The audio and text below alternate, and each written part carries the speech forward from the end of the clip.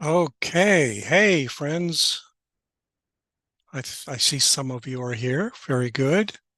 So, what am I doing here? Well, a couple of things. One is I made this video the other day all about the new atheism and bad theistic arguments and got a lot of comments. So, one of the things I want to do is go through those comments a little bit.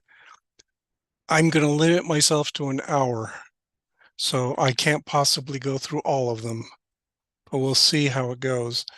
Then also, uh, I will try to address any comments that come up in this video as we're going along. So I've got those up right now. I'm going to be looking at comments on this live stream and comments on the old video and try to make sense of everything. It'll be loads of fun, right? Yeah, right. And then I'll cut it off at 1 hour. So if I don't get to your point, I'm sorry, that's just the way it is. I will prioritize things like all those super chat things, if any of those are made, and I'll also prioritize what's coming in on the live stream comments, and we'll see how far I get through the older comments that are out there. Okay, so that makes sense. I hope everybody understands what I'm doing. Anyway, okay. I do want to start with a comment on this stream from Thomas Neal, and he makes a prediction. We have an atheist prophet here. He says, my prediction, 1/3 of the comments will boil down to dictionary atheism. Yeah, and I include in that people who are just saying, oh, there's no atheist movement. We're just all atheists, and who cares what everybody else thinks. And 1/3 will be people who have no idea what is even being discussed. Yeah, we got a few of those. This was a long-running discourse for years and years, going on and on and on, sometimes in futility, but yeah, there was a lot of conversation going on. So you're forgiven if you don't follow along with what was going on then, but do try to catch up. And optimistically, Thomas then predicts 1/3 of the rest will actually know what you're talking about. We'll see if that comes out true, because yeah, this is a very tangled sort of thing that we're getting into here. Okay, so let me just say sort of my intent with that video is I wanted to look back into what went awry with the new atheists. And a couple of the points I made is, first of all, one that we have all made 1,000 times before, there was nothing new about the new atheists. Yet still people bring that up as some kind of relevant, surprising point. It was a journalistic hook that somebody put together. Was it the guy named Wolf in Wired? I can't recall. Anyway, it was just a headline grabber that they threw in there. This whole idea that this is a new atheism. And it wasn't, of course. It was just the same old atheism. But we ran with it because it was a way to get media attention. And let's see, what else was I going to say? Oh, the other point I was making is that a lot of the things that went on in those early days of the so-called new atheism were bad tactical decisions. They were distractions. For example, that whole four horsemen thing, uh, you know, it really annoyed me right from the beginning, because no, that's not what we want. That's that's that's not at all what we want to do, is elevate a tiny minority of the atheist community to be the self-appointed guardians of the whole idea. That's just that's antithetical to the whole thing. Let's see. Ollie Polly says, I remember the phrase new atheist came from a detractor. No, it didn't come from a detractor. It came from somebody writing a fluff piece about Dawkins and Harris and Hitchens and Dennett, and it, it just kind of confused everything because I had so many things where I had to explain, oh yeah, there's nothing new here. Yeah. Uh, let's see. Bruce Cook unsubscribed from almost all the atheist channels on YouTube almost a year ago because of the maliciousness. Okay, yeah, that was part of it.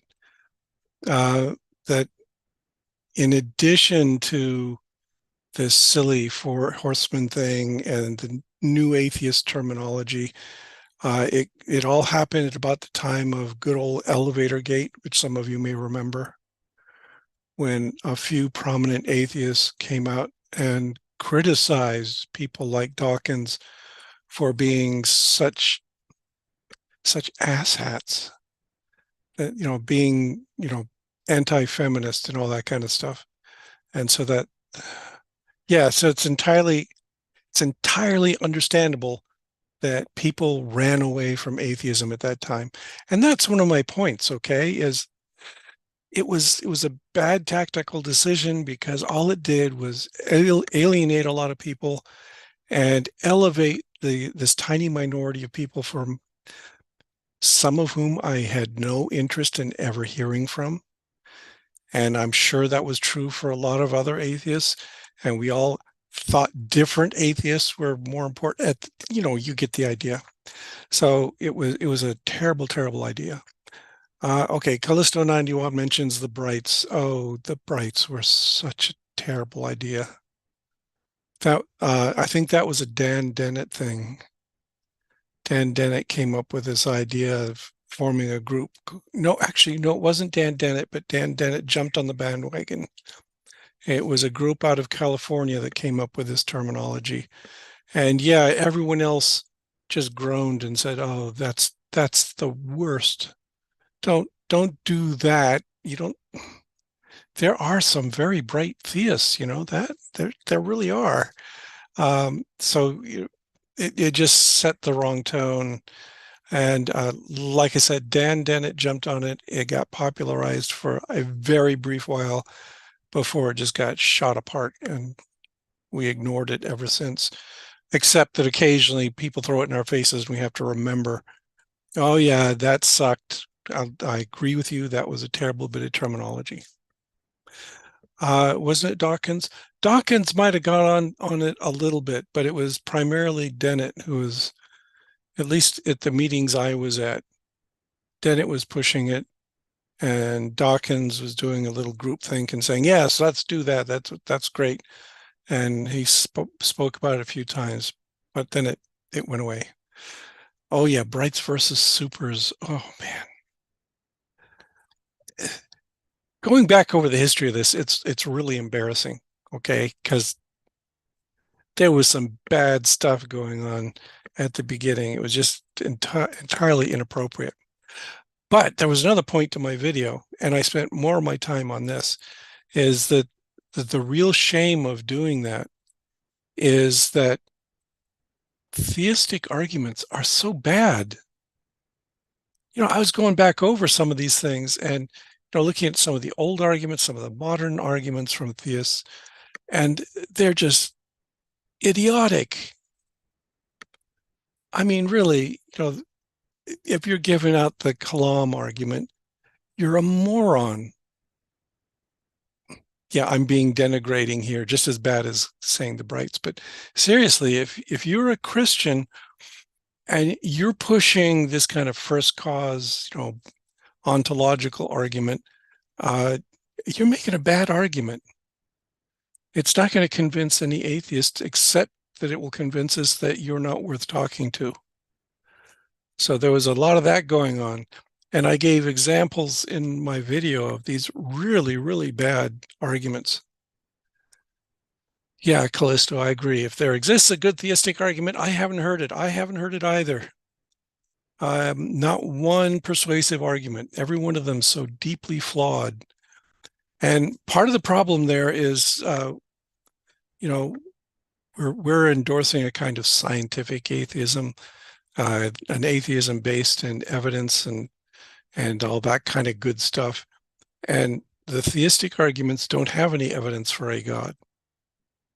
All they've got is these kinds of airy-fairy logical deductions, which when you dig into them turn out to be loaded with all kinds of faulty premises as well. So yeah, this is one of the factors behind me just abandoning the whole idea of debate, because debate put these people with bad arguments on the stage and expected us to treat them seriously. And I just can't do that. These are, yeah, I look at William Lane Craig, for instance, and I'm just wondering what is wrong with all those Christians who think he is a marvelous debater. He's got the debate skills. Yeah, you can go through the formalisms of debate, and he's very good at that. But when you look at his arguments, the core is just rotten. So, yeah. Okay, let's see. Let's catch up with things. Yeah, okay. Yeah, Callisto, you keep saying good things. One of my big problems with religious faith is that it relies upon and thus promotes fallacious thinking. Exactly. And I expect a little rigor and I expect a little evidence for the kind of things that they're talking about. Uh, I don't know how to pronounce her name. Taitais Sanchez. Can I make a limp wrist defense of theism? Sure, you can. Go ahead, give it a shot. I expect I and the commenters will have a fun time shredding it. But yeah, go ahead. Comments are free. Say all you want. Okay, so that's where I was coming through from when I made that video, is just this overall sense of disappointment in both how these prominent atheists were handling the PR of atheism, and also how absurd the arguments against them are. They were and still are terrible arguments, and that's all we get. It's, oh, what are we supposed to do? I mean, they're really trying to goad us into a debate because that gets them the prominent position on the stage, but they're terrible. Why should I platform that kind of nonsense?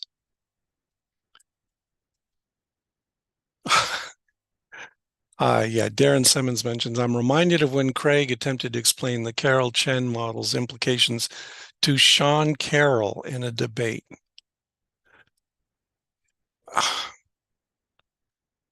I can't handle the physics, but I'm pretty up on the evolutionary biology. I know that stuff. And I know a bit of biochemistry, and I know a bit of neuroscience and all these other things. And there's nothing to debate here. That we've got a good foundation, and we don't know everything, but we keep expanding backwards in time to more and more details, and they've got nothing to compete with us. So, yeah. Okay. Bruce, I also got really bored with the new atheists playing into the stupid semantic arguments that theists make these days. Oh, yeah, I agree. That, and this was true in the old days too. One of the things that really dismayed me early on was Christopher Hitchens, who's a brilliant debater. He's cutting. He's really sharp when he was in a debate. And then he went on tour with, what's his name? That guy from the Moscow, Idaho Christian Bible College. And he was going around the country on a tour with this guy. They made a movie of these debates between the two of them. What a waste of time. And furthermore, it was giving greater prominence to this guy who was basically, a lukewarm KKK guy coming out of the Idaho white nationalist community. Uh, it really disappointed me with Hitchens doing that because that just it just made a mess of the position we were taking. Yes, actual conversion is often based on emotional manipulation. That's true. Okay. Uh, Ms. Sanchez has our limp wrist defense of theism. She says, this is not a great, I'm assuming she, but I could be wrong. This is not a great defense of theism, but so far theism has filled emotional and personal need. It's given me purpose. It's made life easier to manage. It helped me. That's it. All right, that's fair. No, I agree that uh, there is a sound argument for the utility of religion in helping people cope with the real world. And so, yeah, go ahead, use whatever crutch you have to make it through, especially nowadays, the terrible, confusing time going on right now. So, yeah, go ahead. The only problem is if you then use, well, I'm emotionally satisfied by this argument, therefore, God is real. No, that doesn't work. That's an illegitimate leap of logic. So I don't accept that. But yeah, I've got family members who are religious. They are sane, liberal sorts of people, and they think about this stuff. Uh, and that's fine. They still accept it for the emotional satisfaction. I grew up going to church, and I remember the nice thing about going out with my family on Christmas to the church, and they'd sing carols and all that. That was lovely. Okay. But it wasn't by any stretch of the imagination evidence. It was a fun thing to do. Okay, Grant Martin mentions another terrible thing. Platforming Ham was a huge mistake. Ham made bank on it ever since. Yeah, we're getting into an anti-debate crowd here. I agree. It was in that debate, Nye was okay. I recall he made several errors about evolution, not huge ones, but just, for a biologist to sit there and listen, it was kind of putting me on the edge of my seat and aggravating me.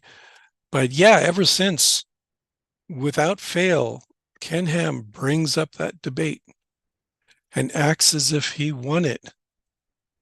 And in a sense, he did because he made money off of that. I don't think Nye got any profit out of this at all. So yeah, that was another big mistake. Um, and Ham just threw his whole position away when he basically said the Bible says it, so therefore I believe it. Again, we lack evidence. Let's see what else we got. So Ollie Polly says my take on theism being good for people. It can be. I agree. I think my problem is that is a lot of times religion is treated so good it's not allowed to be held accountable for its failures. Right. Um, it's like alcoholism. Yeah, if you go out and have a beer now and then, you're not harming anyone. You're not doing any damage to the society as at large. But if you're getting drunk, and I consider fanatical Christians to be the equivalent of drunkards, then you've lost all rational thought and you're a danger to the community. So yeah. Oh, okay.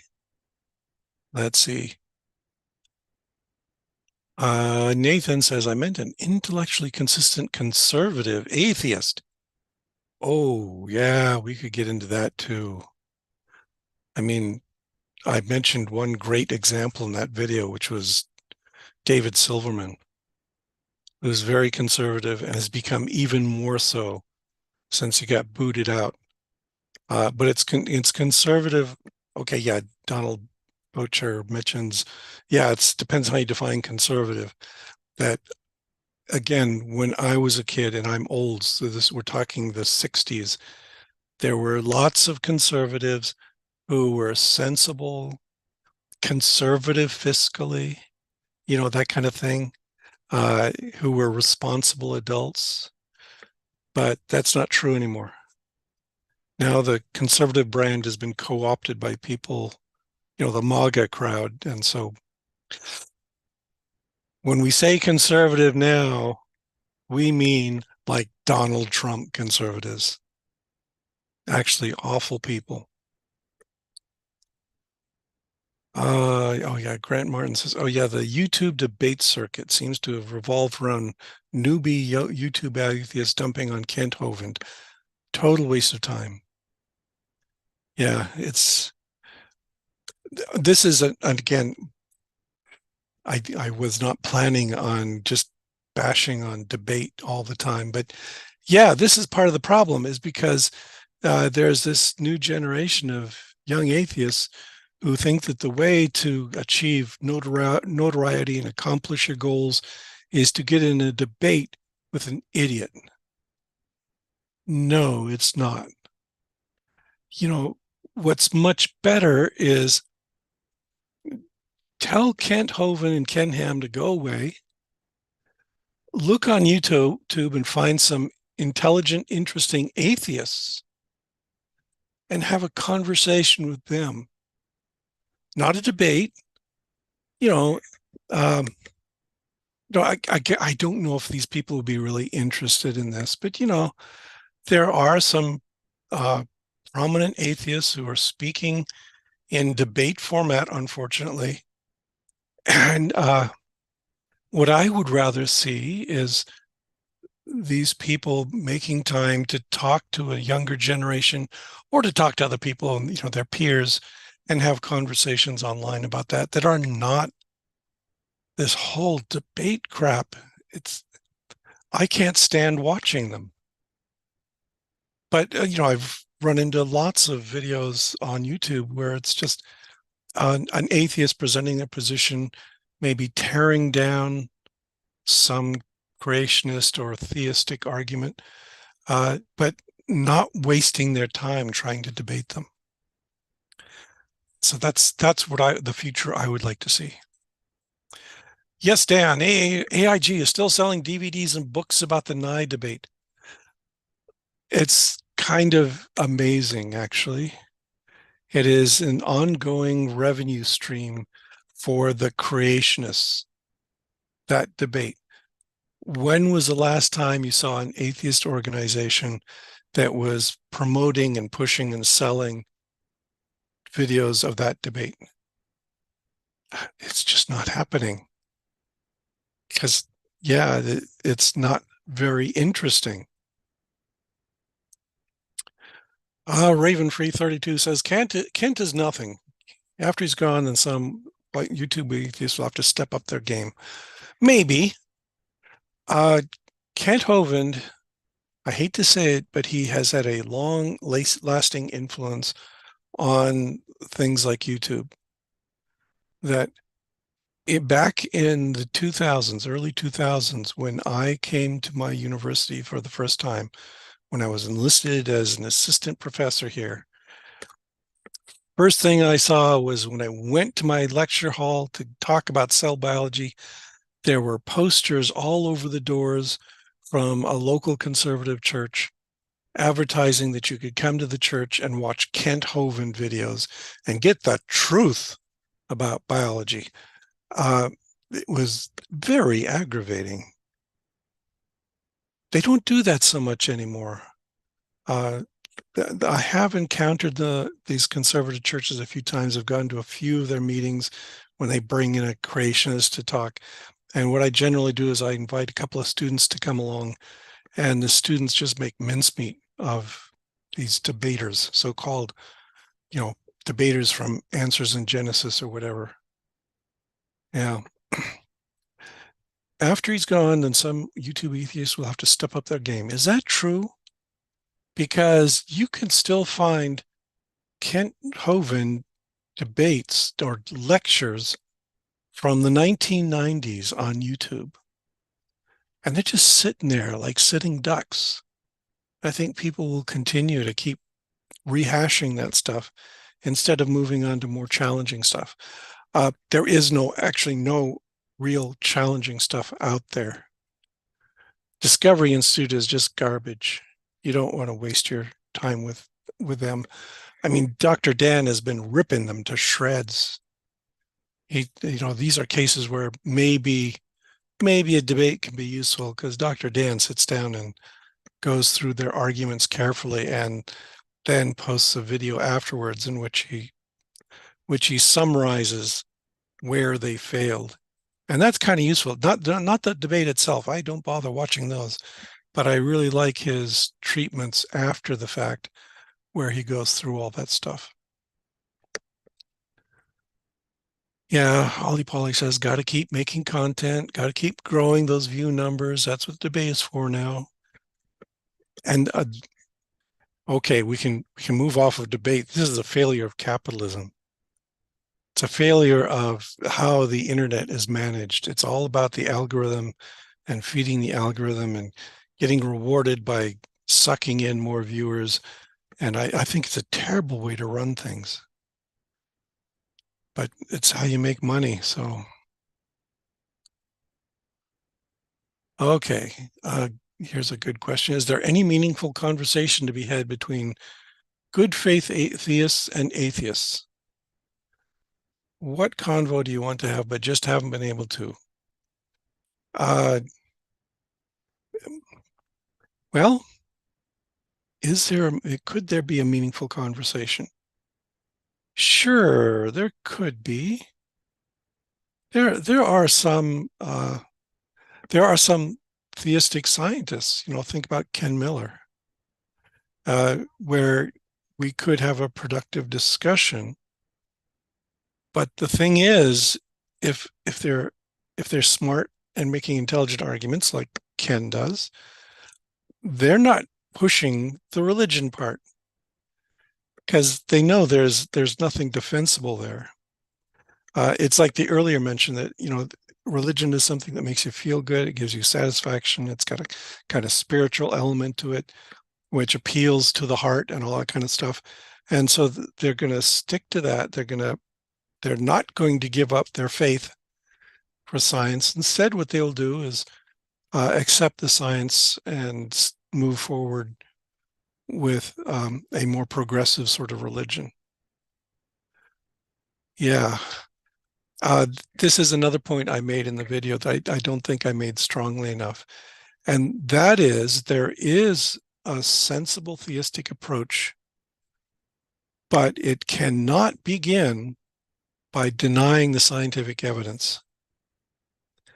That's the failure of things like Answers in Genesis and the Discovery Institute, is they built their entire argument around denying the actual physical evidence for evolution and things like that, for the age of the earth even.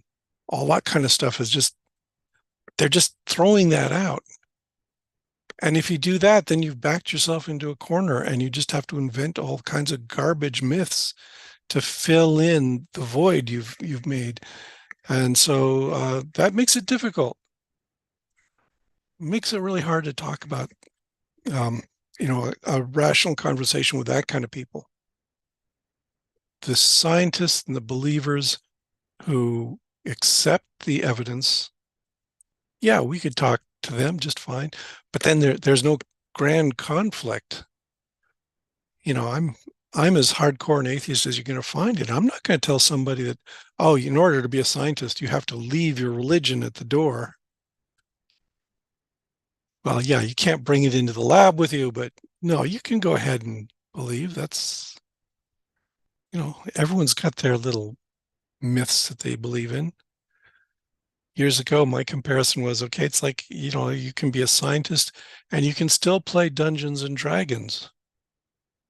If it feels good, go ahead, have fun, get social with everyone. And religion is the same way. Okay, Occult Nino mentions most online debates are simply set up to be antagonistic and abrasive. There's very little discussion. I agree. And that's true for the ones that are run by creationists. But I also think it's true for the ones that are run by atheists. Uh, like The Line, I know I've seen a couple of their videos, and they're sensible and they're smart and they're doing some good stuff there and they're promoting some good ideas. But ultimately, it's about making somebody mad and shutting them down. So I don't think it's a great format for real discussion. This is the kind of thing where I would be happy to meet with anybody who wanted to have a serious online discussion about the evidence or about where atheism is going and why atheism is important.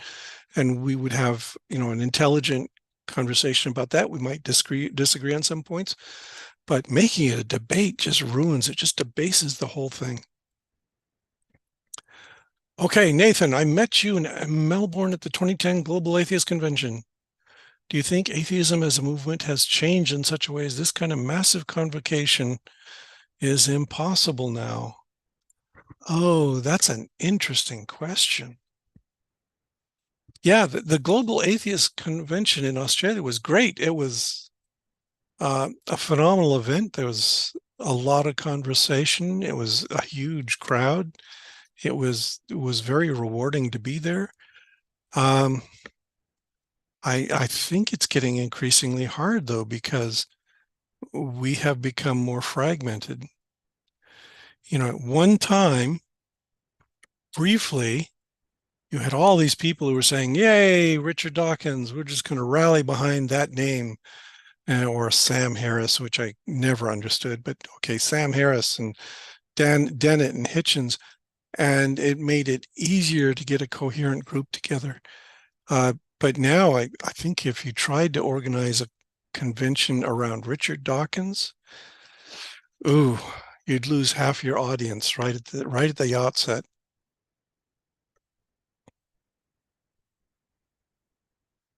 Okay. Oh, yeah. Okay. James Tour gets mentions. He makes a fool of himself. But I fear that his DI fanboy saw something else. Yeah, that's another case where James Tour is absolutely bonkers. It's not worth talking to.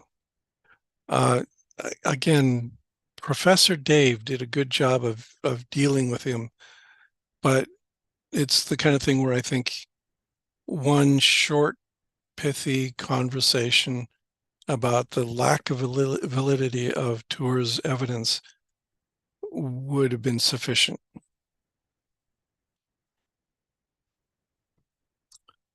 Okay, Frederick Schultz says, I find a problem with debates is that there is hardly any actual useful rules. Unlike a courtroom, you can pull out new evidence to run away and hide behind and put stress on the opponent to counter.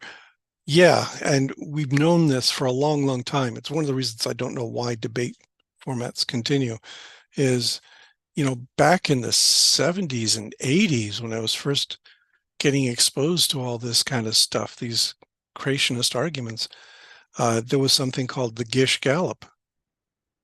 It's a really common tactic, right? Everyone's familiar with that.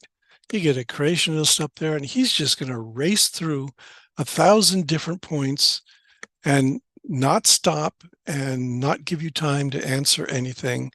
And if you take the responsible approach of pulling out one of his points and carefully dismantling it and discussing it in detail, you've already lost because he's moved on to something else. But it's the same thing now.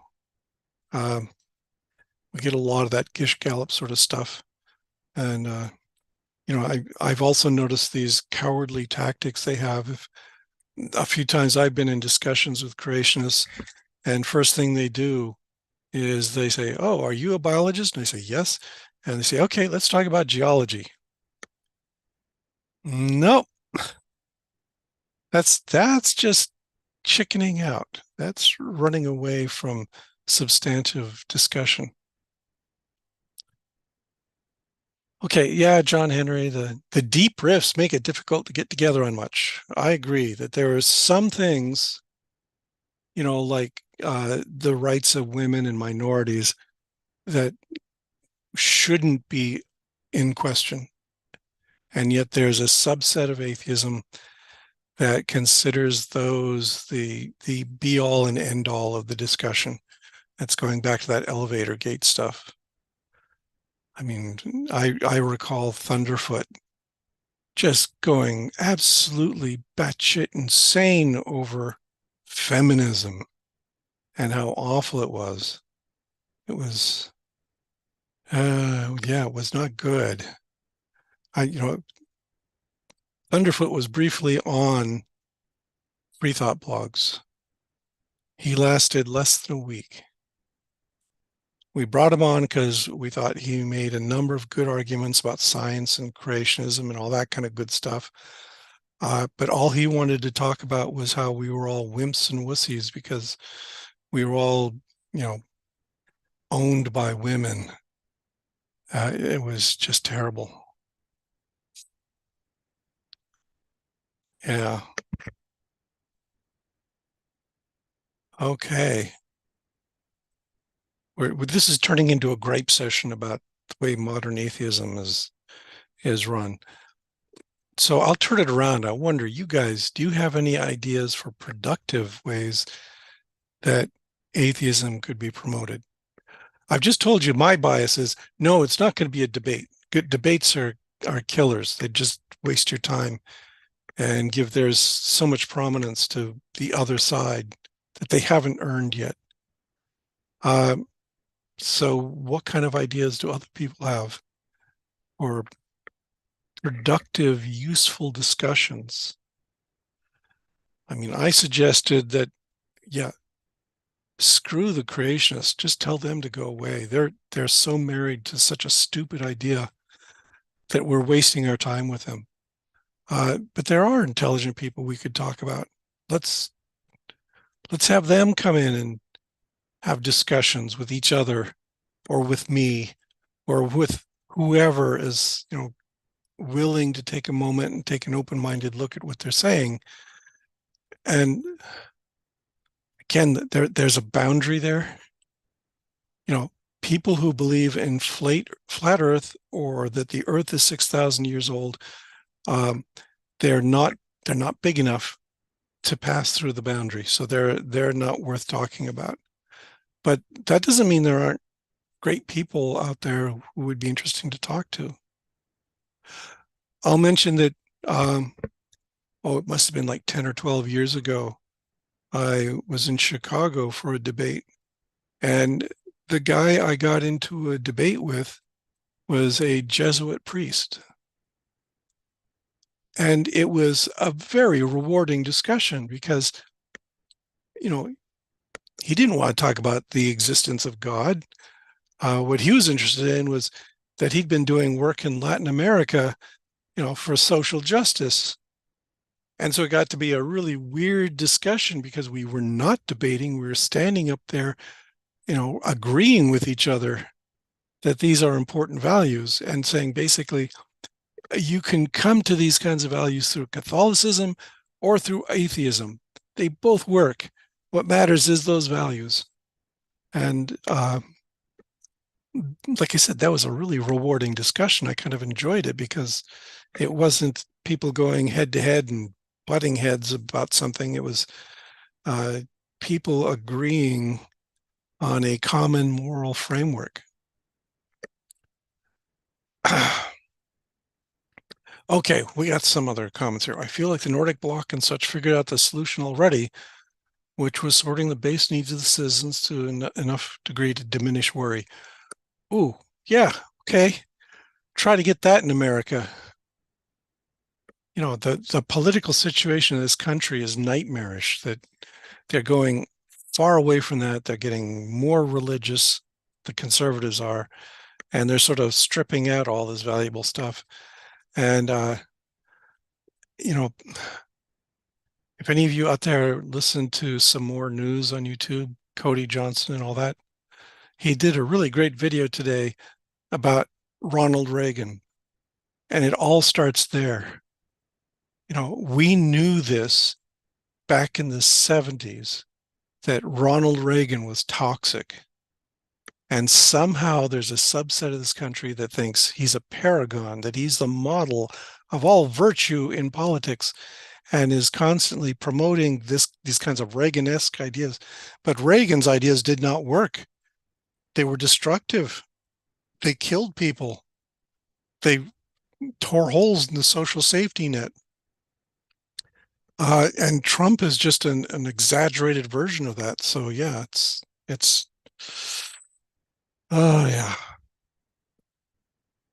Okay, so yeah, we need more out atheists in public life, in local politics. That would not work where I live. I'm an out atheist. I would not stand a chance in politics, and I've actually been discouraged by the local Democrats from doing anything with like school board or anything because uh, they say that I'd get killed the instant I tried. Killed electorally, not killed literally. But yeah, it was very disheartening.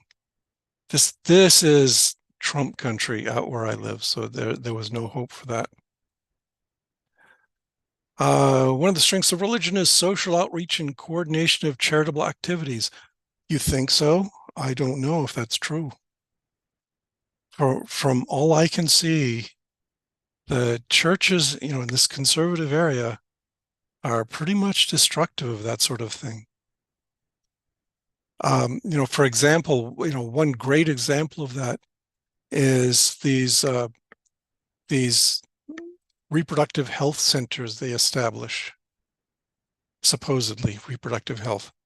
These little groups of people that they put up billboards with phone numbers and they say, are you pregnant? We can help you. Give us a call.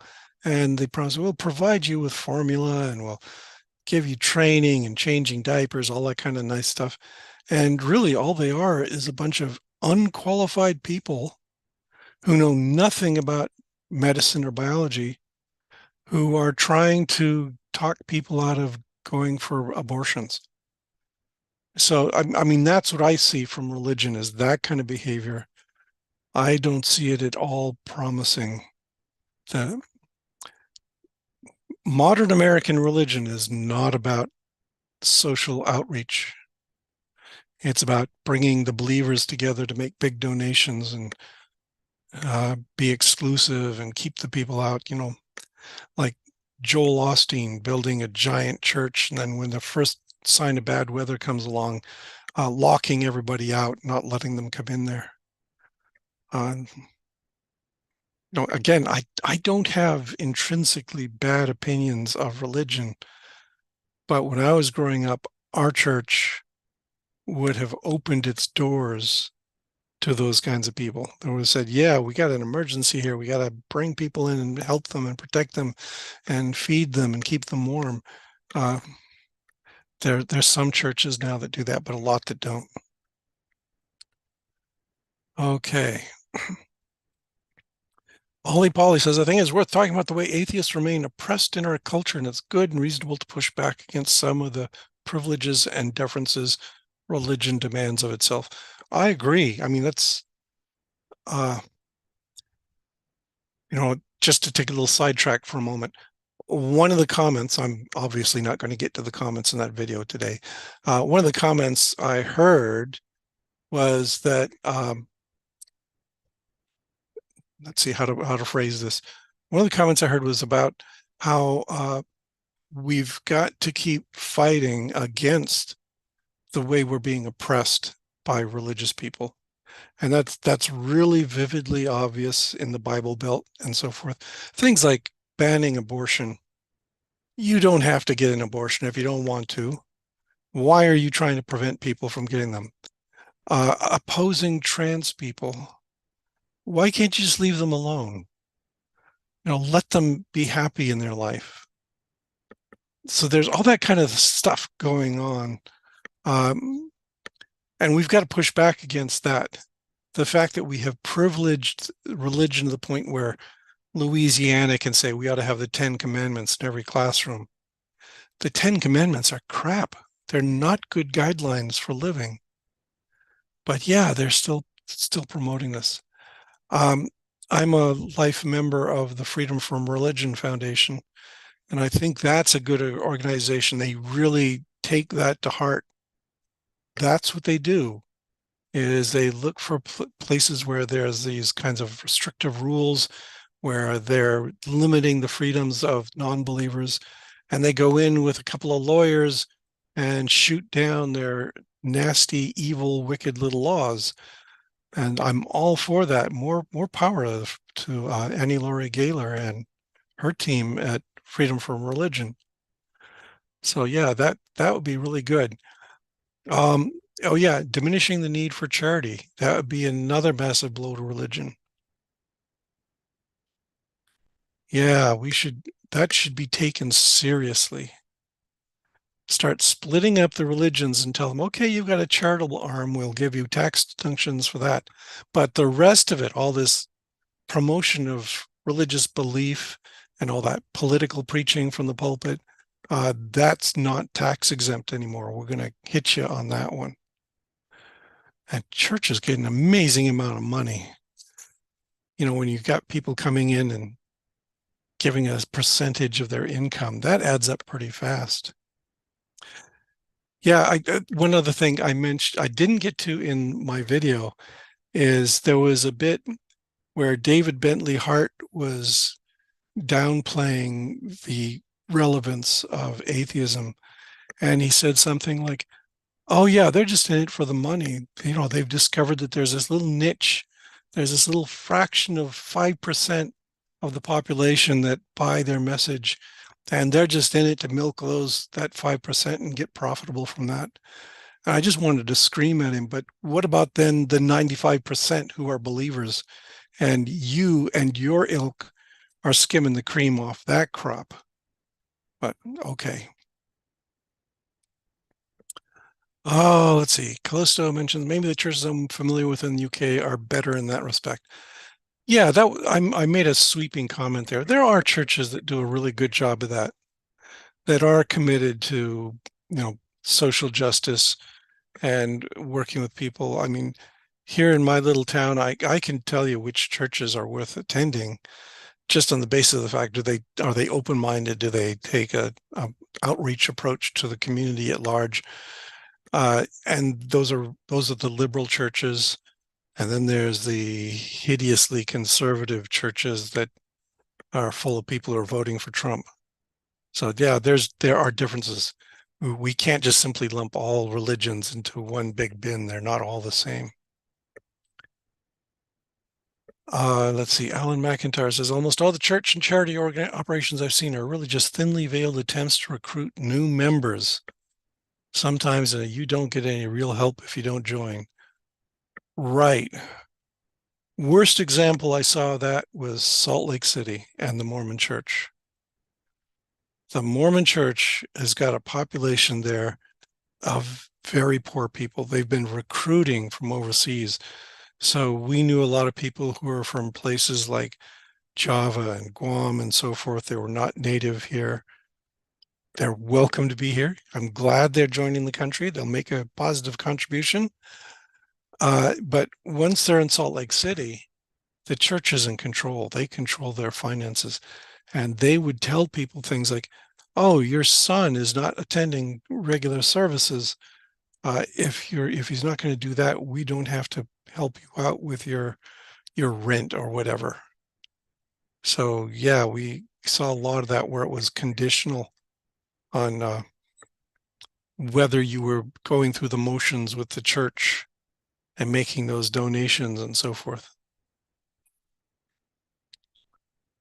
Yeah. Also, I would also mention that I grew up in a liberal church, but one of the things they did that always irked me was their missionary efforts.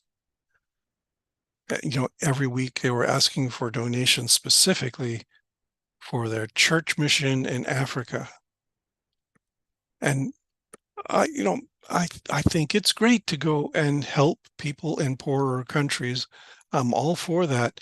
But this was all buying Bibles and testaments and hymnals and stuff like that and shipping them off to people who were hungry and needed food and needed medicine.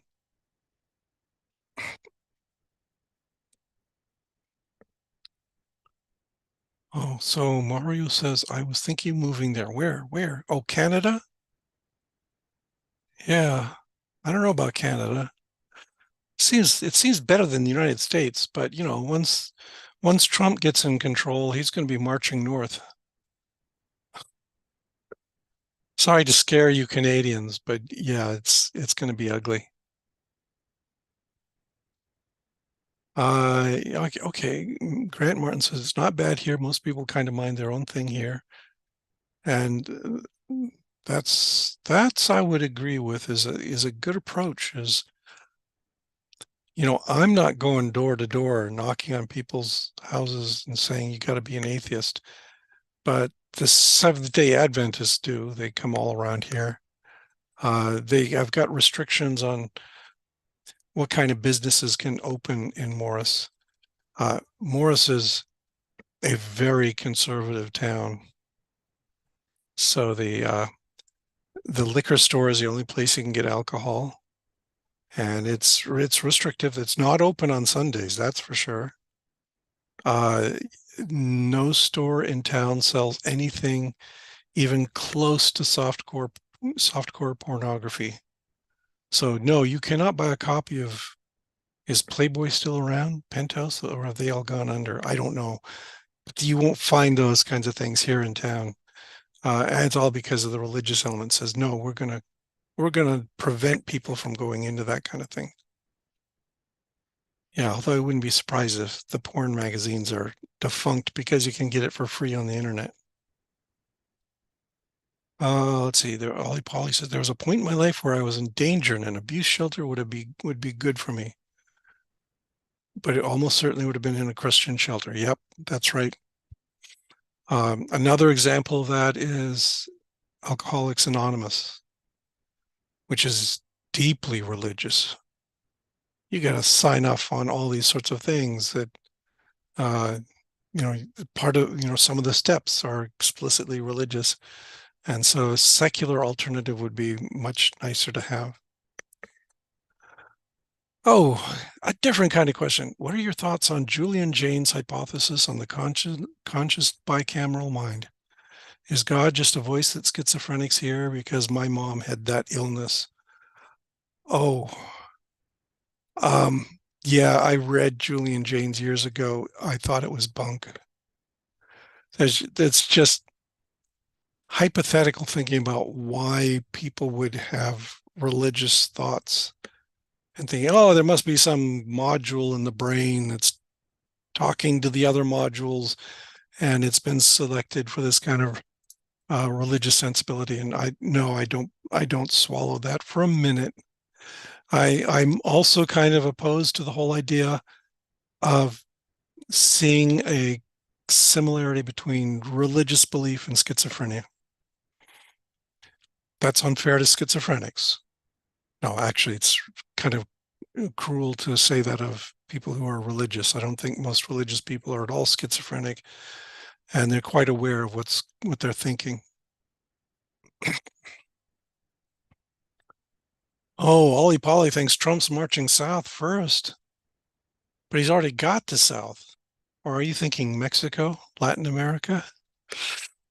Yeah, I could see that.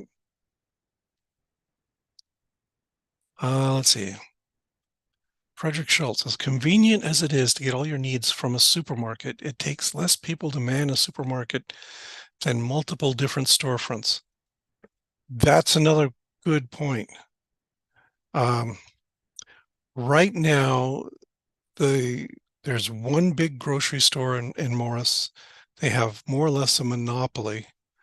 The alternative is basically sort of a leftover damaged goods sort of place that's run by a local church, the Plymouth Brethren, and some of its stuff is cheaper, but you get spottier goods in there. So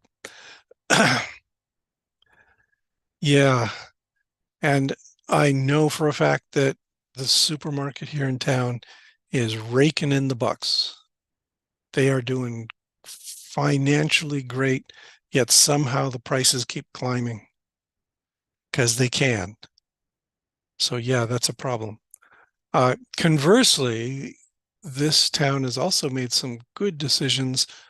Like we have ordinances or at least policies that exclude places like Target and Walmart from the area. They would love to move in here and capture Stevens County, uh, but they can't. And instead, that means that we've got a half a dozen hardware stores, for instance, which is kind of great as far as I'm concerned, as somebody who often has to go to a hardware store and get some stuff for the lab or for home. Yeah, I've got my choices, and they're in competition with each other. Keeps the prices down. See what else has we got? Let's see. Kentucky just banned most internet porn. How do you do that? How can you ban the? Yeah, unless you give porn sites your proof of age, or unless you've got a VPN or something, it's pretty easy to get around it. And yeah, you know, I'm of two minds there. I think we should limit access to porn so that 8-year-olds should not be reading pornography. Okay, it'll warp their brains in terrible ways. Uh, but how are you going to do it is a problem. Let's see, Grant Martin in Newfoundland. Are you a Newfie? Hard liquor is only at liquor stores. Yeah, same in this town. It's only at liquor stores, but also beer can only be purchased in the liquor store. Nowhere else. Let's see, did I just lose sound? I don't think so. Okay. Anyway, yeah, so it's kind of absurd. We actually had a really nice restaurant in town, and one of the reasons they went out of business is that they could not get a liquor license. Of course, another restaurant, even if it did have a liquor license, couldn't maintain itself. So, yeah. See, Mario says religion is complex, but ultimately we want to change the world based on how it is. Religion tends to obscure systemic oppression and blames the individual, particularly women. And fundamentally, religion is authoritarian. You know, they claim they've got the ultimate authority, speaking down to their preachers who then have their level of power and then are telling everyone below them what to do.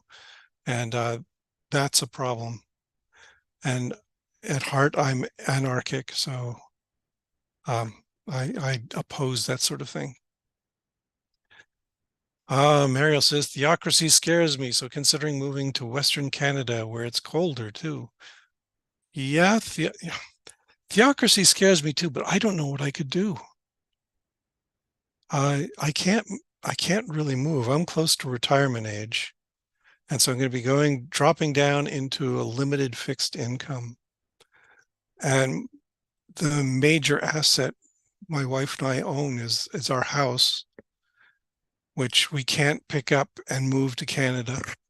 I think Canadians would be kind of unhappy if we all did that too. So, uh, yeah, it's an ugly situation. I think the only answer is we got to vote the rascals out in November. Got to just toss them out on their ear. Got to repudiate Trump so badly that they never do it again. Oh, what? Oh, a different question. What do you think of Steve McRae's criticism about the so-called new atheist? I don't know what his criticism is because I think Steve McRae is an ass and I don't listen to him. You'll have to tell us in the comments what his criticism would be.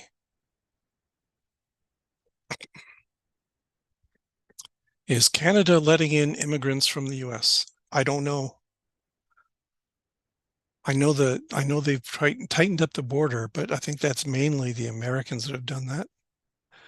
Every time I have gone north to go visit Winnipeg, for instance, It's like I can sail right across the border. The Canadians are all, the Canadian guards are all polite and deferential, and they take a quick look and they ask you a few questions and they wave you on. And when I come back, the fascist thugs on the American side are just so nitpicky and abrupt and rude and unpleasant. Yeah. So it's a semi-permeable barrier. That's what I would say. Okay. We are coming up on the hour mark. And so I'm going to have to wind this up soon. Okay. Voting. Okay. I just looked up Steve McRae and got a ballet dancer. Probably better than Steve McRae. So I assume that's not the person in question. I have no idea what McRae's position on the New Atheists is. And actually, I don't really care. Okay, voting is hard because our representation is so diluted. We have 5 times the population of France and like 40 less representatives in our lower house. Yeah.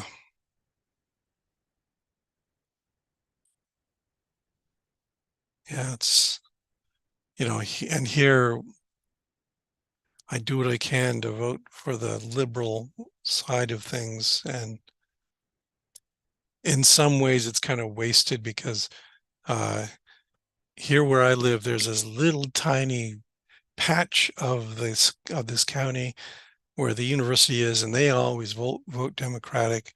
And then we're surrounded by the sea of red that always votes Republican. So it's like we get swamped every election. Oh yeah, oh yeah. Grant Martin mentions Western Canada is where our religious right wingers are. Yeah, I've been to Western Canada. Beautiful place. The people are weird.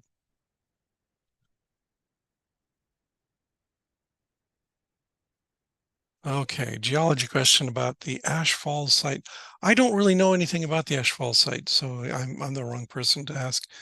But yeah, it's over 9 million years old. How can creationists deny the evidence? Well, first of all, 9 million years, that's trivial, right? That's a tiny slice. And how can they deny that evidence? They deny 4.5 billion years. They they deny 13.5 billion years for the age of the universe. So yeah, denying $9 million, they can just, or 9 million years, that's trivial.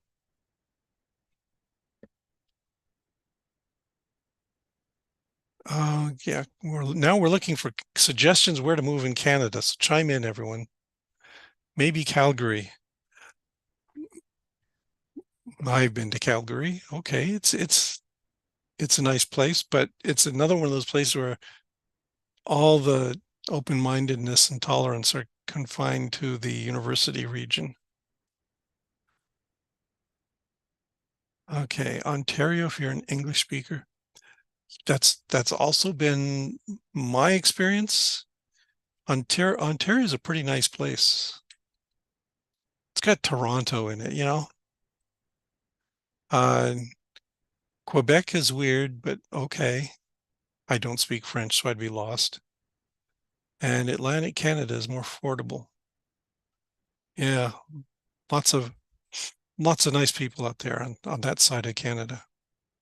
And Ollie Polly hears good things about Vancouver and Montreal. Yeah, I grew up in Seattle, and we loved Vancouver. Vancouver was a great place. It's where all of us high schoolers would escape to for fun weekends, is going up to Vancouver. But Vancouver is also really expensive.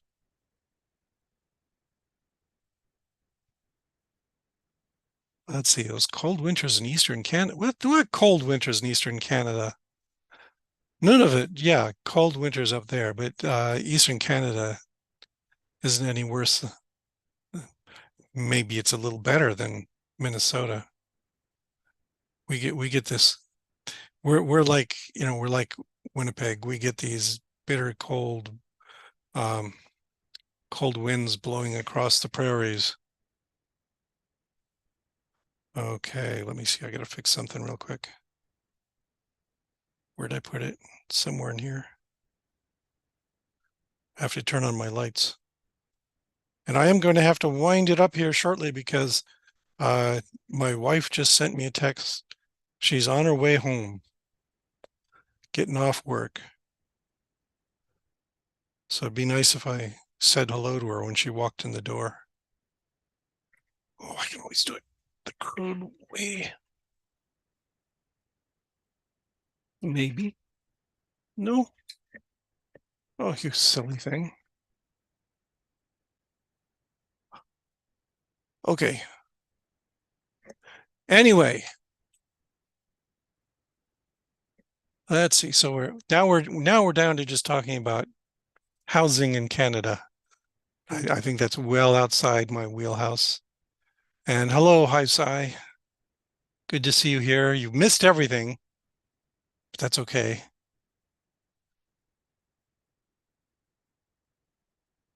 Oh, you get brothers in Moorhead and Fargo. Yeah. Yeah. My wife worked in Crookston for a couple of years, and it was something else because we would get up in the morning and we'd send each other texts telling each other what the temperature was where we were, and she always won. It was always much colder in Crookston than it is here in the middle of the state. Hi, Sai, did you miss all the spiders? Yes, you missed all the spiders. I I have managed to avoid talking about spiders at all today. But just for you, I'll mention that right now I have 5 black widow egg sacs, and I'm waiting for them to hatch out. I'm getting a little worried because they seem to be taking a little longer than I expected. So we'll have to see if they work out. So I'm keeping an eye on them. I actually just purchased something I thought was very silly, but have you all seen chicken egg hatchers, the little containers? And I was looking at these, and they are temperature and humidity controlled, and you can just dial in the humidity and temperature you want, and they'll maintain that. So I just bought one, and I'm going to put all the egg sacs in one of those and do things like dial in 85% humidity and temperature of about 30 degrees centigrade and see how it goes. Oh yeah, the babies actually no, they won't be so teeny tiny because I've been working with Parasteatota. Parasteatota, when they hatch out, they're little dots. They're really tiny. You need a microscope to be able to do anything with them. And I expect black widows to be a little larger. Maybe. I'll find out. So shouldn't be a problem. I just have to be extremely careful when I'm dealing with the babies because, yeah, I don't want to be the person responsible for introducing black widows to Stevens County, Minnesota. So I'm going to be taking precautions to make sure that none of them escape. Because if they do, I will never hear the end of it. And I expect them to hatch out any day now. Some of them to hatch out any day now. And so I go in every day and check, and I'm always disappointed. So we'll see. Yes, just now off from work. My wife she works for a place called Legacy. It's a place that does senior care. And she's got the 3 o'clock to late night shift. So yeah, and it might be warm enough soon for black widows to thrive here. We'll see. Maybe I'm just going to be getting a jump on it. But yeah, we do have some black widows in Minnesota, but they're all down in the southeastern corner of the state. So that's near Wisconsin and Iowa and all that. Iowa apparently has lots of black widows. So they're down there, and we expect they're going to spread north as the temperatures rise. Speaking of which, it's really unpleasantly warm here right now, so we'll see how that goes. But yeah, so far, black widows are delightful little spiders. They're big, and compared to the other Theridiidae I study, they're big and they're very shiny and pretty and black with red markings, and yeah, they're great to work with, and they are so placid, and this isn't what I expected. This is what you get from their reputation. Black widows are not ornery little spiders. They just want to be left alone. They're very calm. Uh, so yeah, I wouldn't mind having more black widows around here. I'm kind of anticipating that I'm going to have about 200 hatching out in the next couple of weeks. So then I'll have plenty to work with. That'll be my winter project, is studying those. An acquaintance, so Mario says, an acquaintance breeds cockroaches as a as pets. Oh, have you heard of such a hobby? Yeah, there are some people. There are some breeds of cockroach that, I don't know anybody who would want to keep German cockroaches. They're just nasty little things, but yeah. Oh, Latrodectus bishopi. Yeah, I've got Latrodectus mactans. So that's who I'll be raising. It's the one I see in the literature most often, so I'll need that to make my work more comparable to other people's. Oh, you have 3 species of roaches. See, what's peculiar about that, Mario? We've got somebody here in the comments who is raising them himself.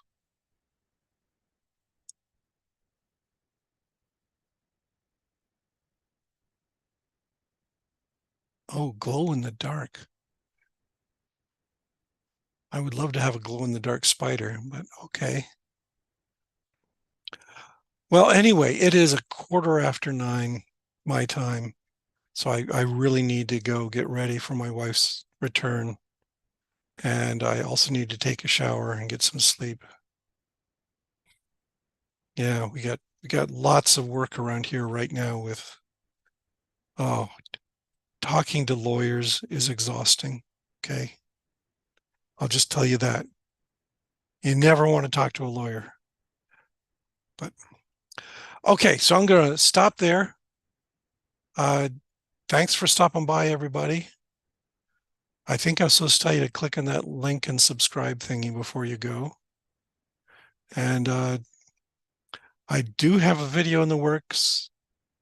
I've got all this other work I have to get done for now, but the next one is going to be on epistasis. So it's going to be a genetics sort of talk. And it's a topic I feel very strongly about because I think the way we teach genetics gives short shrift to this really important concept. So I'll be telling you how important it all is. And oh man, my face is all looking shiny and sweaty because of the heat here. Okay, well, thanks for stopping by again. Talk to you all later.